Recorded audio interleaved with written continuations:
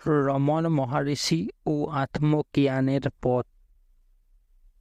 চতুর্দশ অধ্যায়ের বাকি অংশ। উপদেশ। অলৌকিক দর্শন ও শক্তি অবশ্যই বাধা সৃষ্টি করে।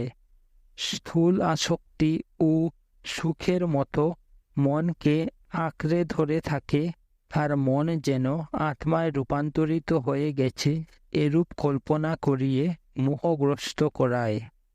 পার্থিব শক্তি ও সুখের মতো এগুলোর কামনাও তাদের লাভ করা অপেক্ষা অধিক ক্ষতিকারক। একবার নরসিংহ স্বামী শ্রী ভগবানের সামনে বসে স্বামী বিবেকানন্দের বাণী ও জীবনী তামিলে অনুবাদ করছিল। সবার জানা সেই ঘটনা যেখানে শ্রী রামকৃষ্ণের একটি মাত্র স্পর্শে বিবেকানন্দের সব কিছু এক বলে অনুভবের বর্ণনা প্রসঙ্গ এলো। তার মনে হলো যে এই রকম অনুভূতি কি বাঞ্ছনীয় নয়, আর শ্রী ভগবান তাকে একবার স্পর্শ করে বা দৃষ্টি দিয়ে এরূপ অনুভূতি প্রদান করতে পারেন কিনা। যেমন প্রায়ই হয়ে থাকে, সে প্রশ্নটা তাকে বিক্ষুব্ধ করছিল, ঠিক সেটি অন্য একজন করে বসল। এচ্ছামাল জিজ্ঞাসা করলে ভক্তেরা সিদ্ধি অর্থাৎ যোগ শক্তি লাভ করতে পারে কিনা। এটা সেই সময় যখন শ্রী ভগবান সদ্বিদ্যা সত্তারিংশৎ লিখছিলেন। এই রচনা ও তার অনুবন্ধকে তার সমগ্র সিদ্ধান্তের ব্যাখ্যা বলা যায়। এই প্রশ্নের উত্তরে তিনি একটি পদ রচনা করেন। নিত্যাস্থিত সত্যের অনুস্মৃতি, তাহাতেই স্থিতি এই পরম প্রাপ্তি। আর যাহা লাভ স্বপ্নলব্ধ তাহা, নিদ্রাভঙ্গে কোথা অস্তিত্ব তাহার। মায়া মুক্ত ব্রহ্মস্থিত যারা, সিদ্ধির কুহকে পড়ে না তারা। সিদ্ধি অর্থাৎ যোগ শক্তি আধ্যাত্মিক পথের বাধা। শক্তি, এমনকি শক্তির কামনাও সাধকের গতি রুদ্ধ করে।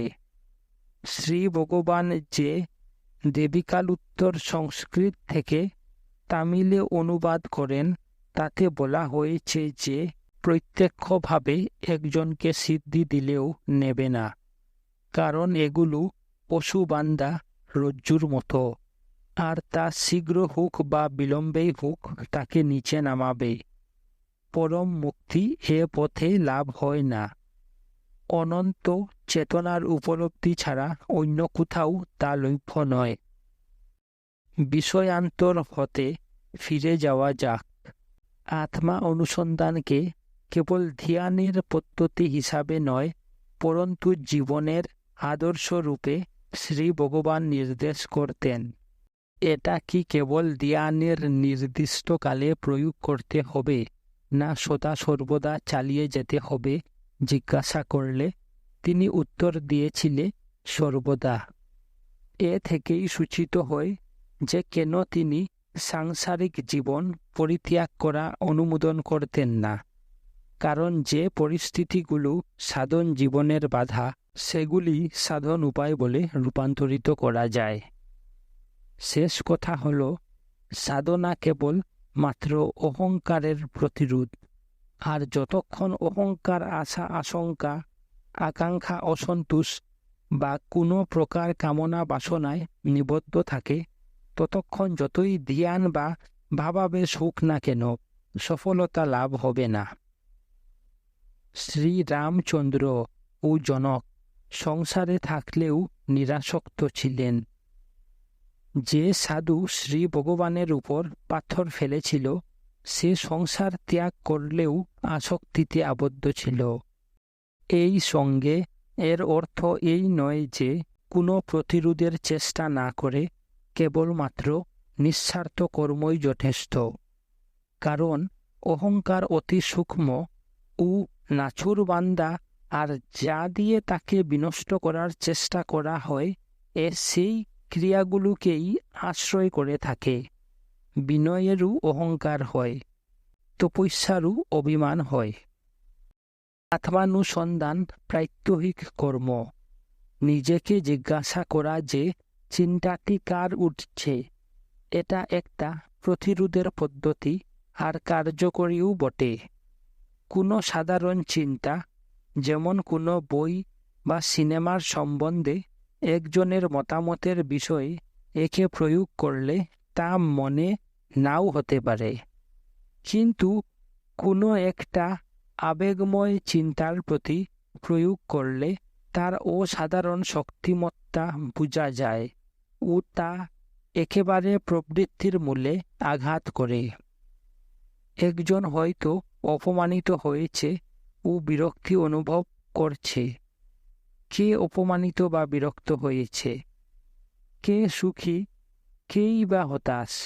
কে ক্রুদ্ধ, কেই বা জয়গর্বিত? একজন দিব্যা স্বপ্নের গুড়ে বা মনশ্চক্ষে নিজের সম্ভাব্য বিজয় প্রত্যক্ষ করে অহংকারকে প্রবলভাবে পরিবর্ধিত করে, যা ধ্যান ক্রিয়া অনুরূপ শক্তিতেই সংকুচিত হয়। আর সেই সময়ে বিচারের অসি নিষ্কাশন করে বন্ধন জাল ছেদন করতে শক্তি ও তৎপরতার প্রয়োজন। জীবনের কাজকর্মেও শ্রী ভগবান বিচারের সঙ্গে সমর্পণ এবং দৈবী শক্তির কাজে আত্মনিবেদনের নির্দেশ দিতেন। যে নিজেই তার সমস্ত ভার ও দায়িত্ব বহন করে মনে করে, এরূপ ব্যক্তিকে তিনি সেই রেলযাত্রীর সঙ্গে তুলনা করতেন যে মুঠ ঘাট মাথায় করে রেলগাড়িতে যেতে যেতে বিশ্বাস করে গাড়ি নয়, সে নিজেই তার বোঝা বয়ে নিয়ে চলেছে। যেখানে একজন বিজ্ঞতর যাত্রী তার মালপত্র গাড়ির থাকে রেখে আরামে বসে যেতে পারে। যে কেবল নির্দেশ ও উদাহরণ তিনি দিতেন, সবই স্বার্থবুদ্ধিকে হ্রাস করা ও আমি কর্তারূপ ভ্রমকে নিবারণ করার উপর কেন্দ্রীভূত হতো।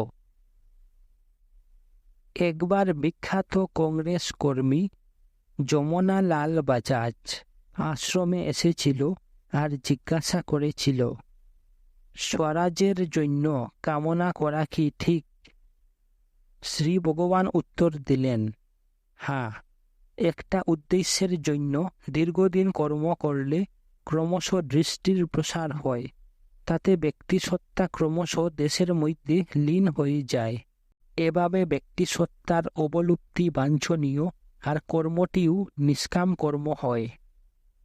যমুনালাল বেশ খুশি হয়ে বোধ হয় নিজেদের রাজনৈতিক ব্যাপারে ভগবানের অনুমোদন পেয়ে যুক্তিসঙ্গতভাবে আরও স্পষ্ট আশ্বাস লাভের জন্য পরবর্তী প্রশ্ন করল, যদি দীর্ঘ সংগ্রাম ও মহান ত্যাগের পর স্বরাজ লাভ হয়, তবে তার জন্য একজনের আনন্দ করা কি ন্যায্য নয়?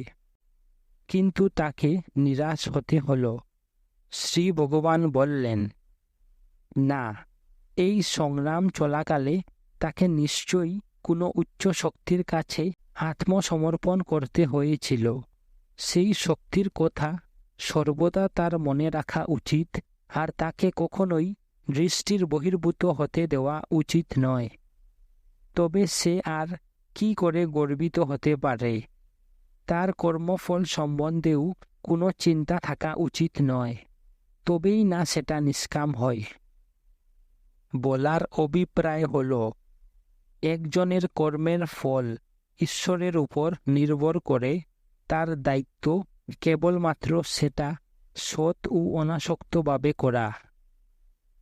তাছাড়া কোনো স্বার্থ ব্যতীত কেবল ন্যায্য বলে কর্ম করার দ্বারা একজন প্রত্যক্ষ পরিমাণের অতিরিক্ত এবং আরও অধিক কার্যকারী অথচ সূক্ষ্মরূপে অন্যেরাও উপকার করে নিজেও সরাসরি উপকৃত হয়।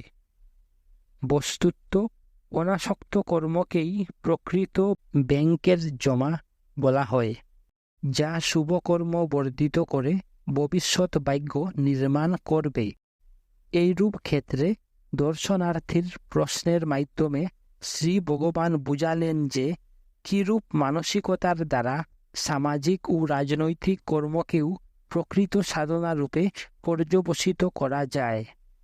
কিন্তু তিনি তার ভক্তদের এসব কাজে নিরুৎসাহ করতেন। তাদের পক্ষে নিজেদের জীবনের কাজগুলো পবিত্র ও অনাসক্তভাবে কেবল উচিত বলে করলেই যথেষ্ট। যদিও বর্তমান জগতের অবস্থা অসামঞ্জস্যপূর্ণ, তবু এটা কোনো একটা ব্যাপক সামঞ্জস্যের অংশ। আত্ম উপলব্ধির বিকাশের দ্বারা একজন এই সামঞ্জস্যকে অনুভব করতে পারে ও ঘটনাক্রমকে পরিবর্তন করার প্রয়াস অপেক্ষা বেশি সামঞ্জস্যপূর্ণ প্রভাব বিস্তার করতে পারে। শ্রী ভগবানের এ বিষয়ে শিক্ষা পল ব্রান্টনের সঙ্গে বার্তালাপে সংগৃহীত আছে। পল ব্রান্টন: আমরা একটা সংকটময় অবস্থায় বাস করছি। মহর্ষি কি জগতের ভবিষ্যৎ সম্বন্ধে তার মতামত বলবেন? শ্রী ভগবান: তুমি ভবিষ্যৎ সম্বন্ধে দুশ্চিন্তা করছো কেন? তুমি তোমার বর্তমানকেই ভালো করে জানো না। বর্তমানের চিন্তা করো, ভবিষ্যৎ তার নিজের ব্যবস্থা করবে। পল ব্রান্টন: জগৎ কি শীঘ্র একটা মৈত্রী ও পারস্পরিক সহায়তার যুগে প্রবেশ করবে, বা একটা বিশৃঙ্খলা ও যুদ্ধের মধ্যে গিয়ে পড়বে? শ্রী ভগবান: একজন যিনি সংসারকে পরিচালনা করছেন তিনি সেটা দেখবেন। যিনি জগৎকে প্রাণবন্ত করেছেন তিনি একে কিভাবে দেখাশোনা করা প্রয়োজন জানেন। তিনি এ জগতের ভার বহন করেছেন, তুমি নও। পল ব্রান্টন: তবু একজন যদি নিরপেক্ষভাবে চারিদিকে দেখে, তাহলে এই সদয় দৃষ্টি যে কোথায় তো খুঁজে পাওয়া কঠিন হয়। শ্রী ভগবান: তুমি যেমন জগৎও তেমন। নিজেকে না জেনে জগৎকে বুঝার চেষ্টা করায় লাভ কি? এই প্রশ্নটা সত্যান্বেষীর বিবেচনা না করলেও চলবে। লোকেরা এরূপ প্রশ্নের জন্য শক্তি অপব্যয় করে। আগে আপন প্রকৃত সত্য জানো, তখন তুমি যার অংশ সেই জগতের প্রকৃত তথ্য জানার উপযুক্ত হবে। লক্ষণীয় যে শেষ বাক্যে শ্রী ভগবান আপন শব্দটি অহংকার অর্থে ব্যবহার করেছেন, যাকে সেই সময় প্রশ্নকর্তা সে নিজে বলে মনে করছে। প্রকৃত আত্মা সংসারের অংশ নয়, সে পরমাত্মা ও সৃষ্টিকর্তা। জীবনের গতিবিধিতে আত্মানুসন্ধান প্রয়োগের নির্দেশের অভিপ্রায় হল তার পরম্পরাগত প্রয়োগের বিস্তার আর যুগোপযোগী করে তার সমাযোজন। ধ্যান রূপে এর প্রত্যক্ষ প্রয়োগ হল তার বিশুদ্ধতম ও প্রাচীনতম সাধনা। যদিও এটা শ্রী ভগবানের কাছে স্বতঃসিদ্ধ ও অনুপদিষ্টভাবে এসেছিল, তাহলেও এটা প্রাচীন ঋষিগণের ঐতিহ্য। ঋষি বশিষ্ঠ বলেছিলেন, আমি কে অনুসন্ধান হল আত্মার অনুসন্ধান, আর একে কল্পিত ধারণার বিষাক্ত আগাছা বীজের পক্ষে অগ্নিস্বরূপ বলা হয়।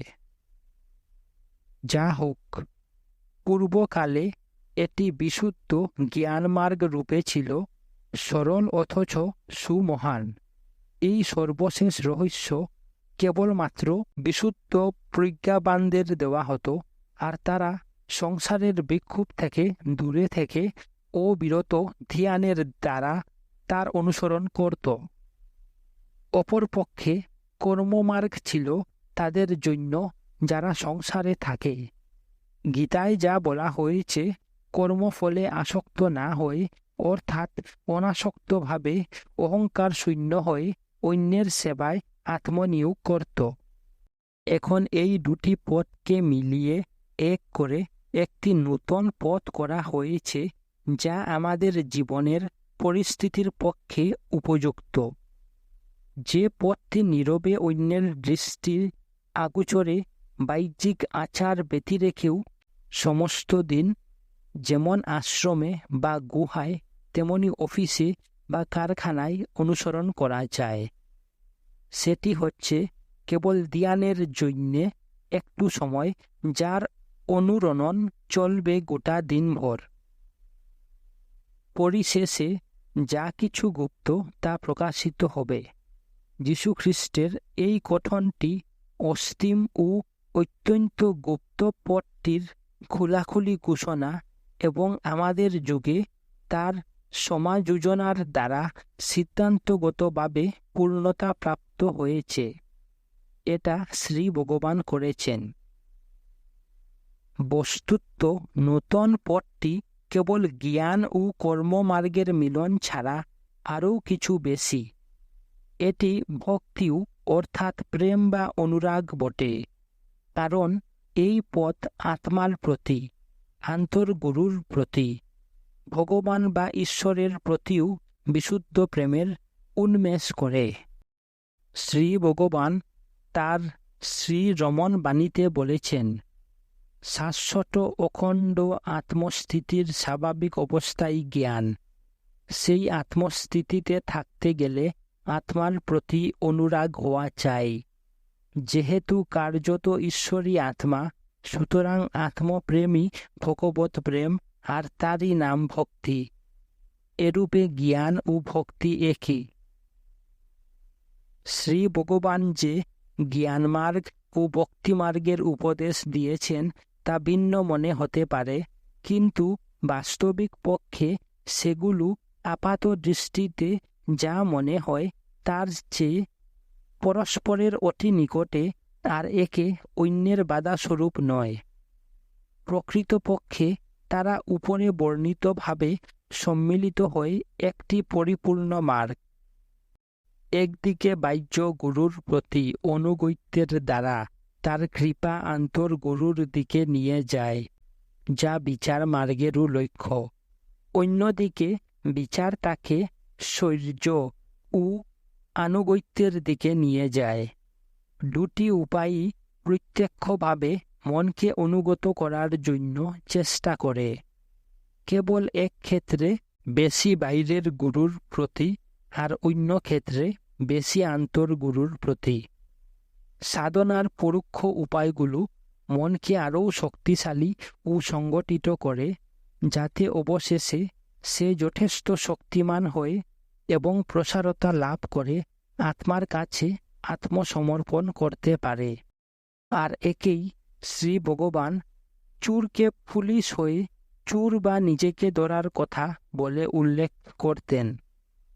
যদিও এটা সত্য যে মনকে আত্মসমর্পণের আগে শুদ্ধ ও শক্তিমান হতে হবে, বিচার দ্বারা ও শ্রী ভগবানের করুণায় সেটা আপনা হতেই হয়। একবার কৃষ্ণ জীবরাজানী নামে একজন ভক্ত এ বিষয়ে জিজ্ঞাসা করেছিল। গ্রন্থে বলা হয় যে আত্ম উপলব্ধির প্রস্তুতির জন্য একজনকে নিজের সব সত্য বা দৈবী গুণগুলো অনুশীলন করতে হবে। এতে শ্রী ভগবান উত্তর দেন, সব সত্তা বা দৈবী গুণ জ্ঞানে সমাবিষ্ট ও সকল তম বা আসুরি গুণ অজ্ঞানেই আছে। যখন জ্ঞান লাভ হয় তখন অজ্ঞান দূর হয়, আর সব সত্যগুণ সতই প্রকাশিত হয়। যদি একজন জ্ঞানী হয়, সে মিথ্যা কথা বলতে পারে না বা কোনো অন্যায় করতে পারে না। নিঃসন্দেহে কোনো বইয়ে একটার পর একটা গুণের অনুশীলন করে মুখ্যের জন্য তৈরি হতে বলে, কিন্তু যারা জ্ঞানমার্গ বা বিচারমার্গ অবলম্বন করেছে দৈবিগুণ লাভের জন্য, তাদের নিজস্ব সাধনাই যথেষ্ট। তাদের আর অন্য কিছু করতে হয় না। বিরূপাক্ষ গুহাবাসকালেও তিনি এরূপ উত্তর দিতেন, যার ব্যাখ্যা পরে শ্রী রমণ গীতা নামে প্রকাশিত হয়। অনেক ভক্ত অন্যান্য উপায়ও অনুসরণ করতেন, যেমন শাস্ত্রীয় অনুষ্ঠান, প্রাণায়াম ইত্যাদি। এগুলো যে কেবল বিচার মার্গের প্রস্তুতি তা নয়, কোনো কোনো ক্ষেত্রে তার সহগামীও হতো। অনেক ভক্তই শ্রী ভগবানকে বলত যে তারা অন্য গুরু উপদিষ্ট এই উপায়গুলো অনুসরণ করে, আর তারা সেগুলো অভ্যাস করার জন্য তার অনুমোদন চাইত। তিনি তাদের কথা অনুগ্রহ করে শুনতেন ও স্বীকৃতিও দিতেন। কিন্তু কেউ যদি দেখত যে অন্য উপায়গুলো আপনা হতে ছেড়ে যাচ্ছে, সেটাও অনুমোদন করতেন। একজন ভক্ত তাকে বলে যে সে তার পূর্ব ব্যবহৃত উপায়গুলো থেকে আর কোনো সাহায্য পাচ্ছে না, সেগুলো ছেড়ে দেওয়ার জন্য অনুমতি চায়। তিনি উত্তর দেন, হ্যাঁ, অন্য সব উপায় কেবল বিচারের দিকেই নিয়ে যায়। কখন কখন মনে হতো যে খুব কম লোকেই বিচার মার্গ অবলম্বনের আকাঙ্ক্ষা করে। বস্তুত আশ্রমে আগত অনেকেই জীবন রহস্যের ব্যাখ্যা বা শক্তিলাভের জন্য কোনো বিশেষ অনুশীলন কিংবা চরিত্র শুদ্ধি ও দৃঢ়তার জন্য উপদেশ চাইত। তাদের মানসিকতা অদ্বৈত বা আত্মানুসন্ধানের সাধনা বোঝার পক্ষে স্পষ্টতই অক্ষম ছিল। যারা তলিয়ে দেখত না, এদের যা সামান্য বলা হতো তাতে নিরাশ বা ক্ষুব্ধ না হওয়া খুবই শক্ত ছিল। কিন্তু এটা কেবল উপর ভাষা, কারণ গভীরভাবে দেখলে দেখা যেত যে প্রকৃত উত্তর মৌখিক নয়, পরন্তু প্রশ্নকর্তার মনে যে মৌন প্রভাব পড়ে তাই। শ্রী ভগবান তার নিজের ব্যাখ্যায় যে চরম সত্য জ্ঞানীজন উপলব্ধি করেন তাকেই কেবল ধরে থাকতেন।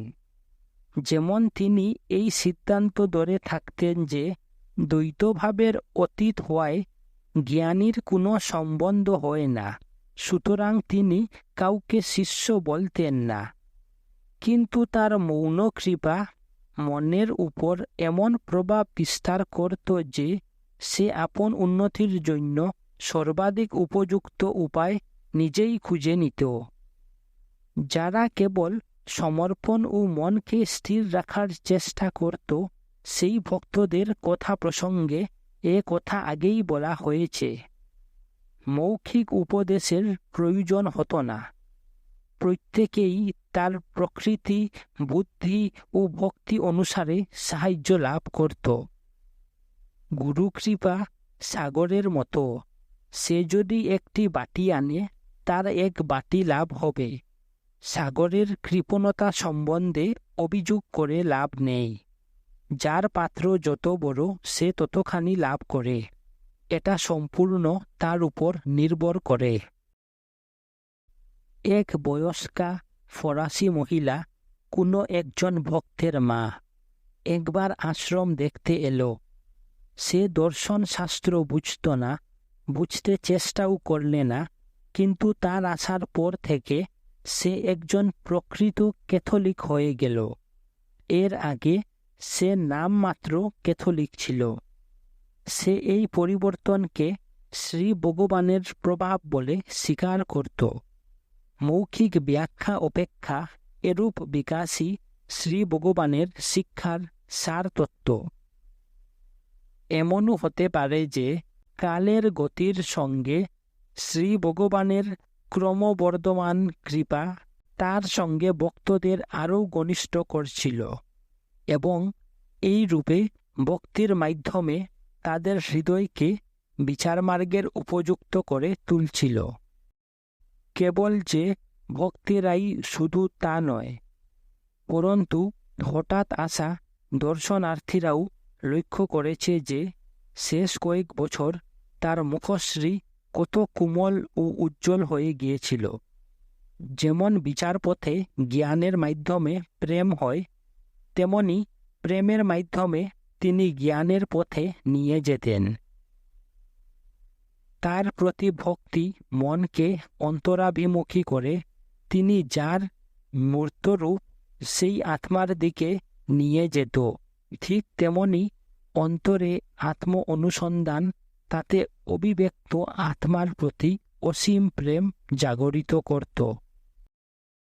একজন ভক্ত এরূপ বর্ণনা করেছিল, তার মুখটি দেখো, এত আকর্ষণীয়, এত অবিশ্বাস্য রূপে করুণাপূর্ণ, এত প্রজ্ঞানবান, অথচ নবজাত শিশুর মতো সরলতা মাখানো।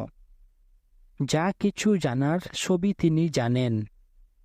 কখন কখন হৃদয়ে একটা স্ফুরণ আরম্ভ হয়, ভগবান যেন আমার অস্তিত্বের সত্তাই রূপ নিয়েছে, আমার নিজের হৃদয়েরই বাহ্য রূপ। আমি কে? এরূপ প্রেম বিচারে পরিণত হয়। সাধনার পদ্ধতি এরূপ খোলাখুলি লিখিতভাবে বা ভাষণে বর্ণনা করা কোনো গুরুর পক্ষে স্বাভাবিক হয়নি, যা আমাদের ভগবান করেছেন। এর কারণ এরূপ পদ্ধতি তখনই কার্যকরী হতো যখন এটি গুরুর উপদেশ রূপে সাধককে দেওয়া হতো। এ বিষয় আমাদের ভগবানের নূতনত্বে এই প্রশ্নটাই উঠে যে এই বিচার কিরূপ সুগম। যে কোনো সাধনাই ব্যক্তিগতভাবে গুরুর কাছে লাভ না হলেও কতদূর সুসাধ্য হতে পারে। সার্বজনীন ঐতিহ্য এই যে সাধনার পদ্ধতি যখন গুরু শিষ্য পরম্পরাগতভাবে আসে তখনই কার্যকারী হয়। শ্রী ভগবান নিজেই এ বিষয়ে স্বীকৃতি দিয়েছেন। একবার যখন জিজ্ঞাসা করা হয় যে লোকে যথেচ্ছভাবে কোনো মন্ত্র জপ করলে ফল পায় কি না, তিনি উত্তর দিয়েছিলেন, না, তাকে মন্ত্র দীক্ষা নিতে হবে। তবে কি করে তিনি বিচারকে খোলাখুলি ব্যাখ্যা করলেন, এমনকি কখন কখন জিজ্ঞাসুকে তার পুস্তকাকারে লিখিত ব্যাখ্যা পড়তে বললেন। এর একমাত্র উত্তর হয় যে কয়জন তিরুভন্নমালাইয়ে তার কাছে স্থূলভাবে উপস্থিত হতে সমর্থ হতো, মাত্র তাদের গুরু অপেক্ষা তিনি অনেক বেশি ছিলেন। তার সে অধিকার ছিল, তাই তিনি এরূপ স্বীকৃতিও দিয়েছিলেন। এই আধ্যাত্মিক অন্ধকার আচ্ছন্ন যুগে যখন অনেকেই খুঁজে কিন্তু গুরু পাওয়া দুষ্কর, তখন ভগবান স্বয়ং সদ্গুরু রূপে শরীর ধারণ করেছিলেন। যারা তার অনুগত তাদের দিব্য পথ প্রদর্শক হয়েছিলেন আর সর্বসাধারণের সুসাধ্য সাধনার কথা ঘোষণা করেছিলেন। তার কৃপায় তারাও একে সুগম মনে করে। যারা তিরুবন্নমালাইয়ে যেতে পারত তাদের মধ্যেই যে কেবল বিচারমার্গ সীমিত ছিল তা নয়, আর সেটা হিন্দুদের মধ্যেও সীমিত ছিল না। শ্রী ভগবানের শিক্ষা সকল ধর্মের সার, আর যা এতদিন গুপ্ত ছিল তার দীপ্ত ঘোষণা। অদ্বৈতবাদ, তাওবাদ ও বৌদ্ধ ধর্মের মধ্যে মনি আন্তর্গুরুর সিদ্ধান্তই খ্রিস্টটুমাতে এই সিদ্ধান্তের ব্যঞ্জনাসহ পূর্ণ প্রতিষ্ঠা।